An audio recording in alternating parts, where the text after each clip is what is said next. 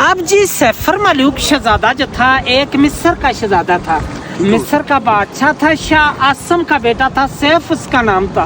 اس نے جی مصر میں خواب دیکھا، خواب دے وچ اس جھیل کو بھی دیکھا اور مصر سے یہاں تک رستہ بھی دیکھ لیا اور پری بدر جمال کو بھی دیکھ لیا۔ صبح اٹھ کے اس نے اپنے باپ سے بتایا کہ اے باپ، میں نے رات کو ایک جھیل دیکھا اور پری کو دیکھا، پری پر عاشق ہو گیا، اب مجھے پری کیسے ملے گی؟ اس کے باپ نے بولا آپ کو تو پری نہیں مل سکتی، وہ ناری ہے، آپ خاکی ہیں، وہ آگ کی پیدائش ہے، آپ مٹی کی، آپ کا اور پری کا ملاپ نہیں ہو سکتا۔ لیکن وہ باپ کی نافرمانی سے کئی سال زمانے گھومتا پھرتا، آخر ناران میں پہنچا تو 12 سال راستے پہ لگے تھے۔ جب ناران میں پہنچا تو اس کو اللہ والا ایک ولی بزرگ ملا۔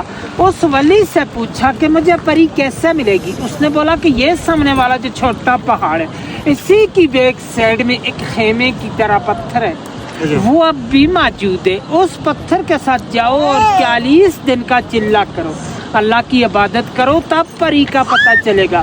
اس نے اس پہاڑ کے اوپر 40 دن کا چلہ کیا۔ 40ویں دن کے بعد 2 جنات اس کے قبضے میں آ گئے۔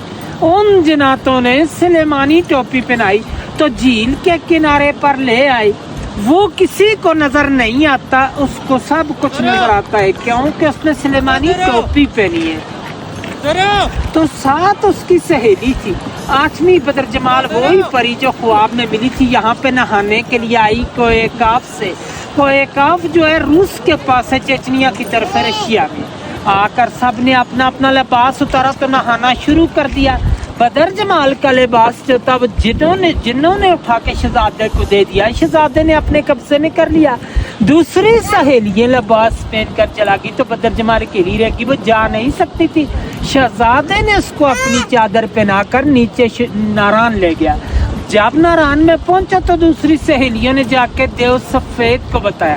دیو سفید جو تھا پری کا عاشق کے مزاد مالک تھا کہ پری ہم سے جدا ہو گئی ہے، پتہ نہیں ہے جی کے اندر ڈوب کے مر گئی یا کسی چیز نے کھا لی، باہر کی بات نہیں بتائی کہ شہزادہ لے گیا۔ دیو نے آ کر غصے کے ساتھ اپنی ایڑی لگا کر یہاں سے سارے جھیل کو توڑ دیا، خارج کر دیا کہ شاید میری پری کا پتہ چلے۔ تو پھر یہ آگے سے سارا بند تھا، وہ سامنے چھوٹی گروڈی کے پیچھے جو گیپ جا رہا ہے وہاں سے پانی کا رستہ جاتا تھا، دیو نے یہاں سے توڑ دیا۔ طوفان گیا ناران کے پاس تو پری اور شہزادے دونوں نے دعا مانگی کہ اللہ میں بچا، طوفان آ گیا۔ اللہ کی قدرت سے ایک سرنگ بن گیا، دائیں سائڈ سے بھی طوفان گزر گیا اور بائیں سائڈ سے بھی، پری اور شہزادہ دونوں بچ گئے۔ سرنگ اب بھی موجود ہے ناران میں، سیفر ملوک ہوٹل سے 5 منٹ کا رستے جا کے دیکھ سکتے ہیں۔ اور دیو نے غصے کے ساتھ یہاں سے ایک اور چھلانگ لگائی تو صحیح میں لگا، دیو کا سانس چلا گیا پری کے صدمے سے۔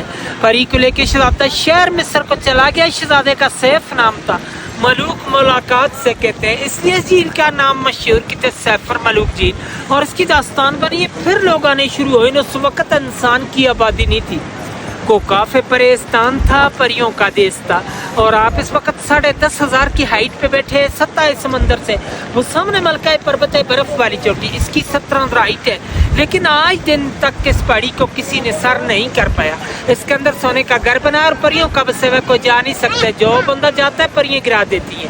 98 کا واقعہ راشد بٹ لاہور کا ایک بندہ تھا، وہ کہتا تھا کہ میں نے اس پہاڑ کو سر کرنا ہے، لوگوں نے اس کو منع بھی کیا تھا لیکن وہ چلا گیا، جاتے ہوئے رستے میں گر کے مر گیا تھا۔ 13 دن بعد اس کی ڈیڈ باڈی ملی ہے مقامی لوگوں کو، انہوں نے اٹھا کے نیچے بھیجا ہے۔ چاندنی رات ہوتی ہے، چاند کی جب 14ویں رات ہو تو پریاں یہاں پہ بھی اترتی ہیں، لیکن ان لوگوں کو نظر آتی ہے کہ جو چلے گزار لوگ ہوتے ہیں، یہ عبادت کرنے والا بندہ، ہر بندہ پریاں نہیں دیکھ سکتے، یہی دیکھ سکتے کہ ان پہاڑوں کے نظارے ہوتے ہیں۔ اور آج دن تک جھیل کی گہرائی کا اندازہ بھی کسی نے نہیں لے سکیا کہ انگریز آیا تھا، اس نے 5 من رسی لائی تھی، اس وقت گاڑیاں نہیں چلتی تھی، خچروں پہ آگے 10 کلو کا لوہا بن کے اس کے درمیان میں کشتی کے تھرو ڈالتے رہے ہیں، رسی چلتے چلتے ختم ہو چکی، لیکن اس کی گہرائی کا اندازہ نہیں کر سکے۔ 5.5 کلومیٹر ارد گرد ہے، 600 کنال رقبے میں یہ سارا جھیل ہے، اس کی گہرائی کا کوئی اندازہ نہیں ہے۔ اسٹوری ختم۔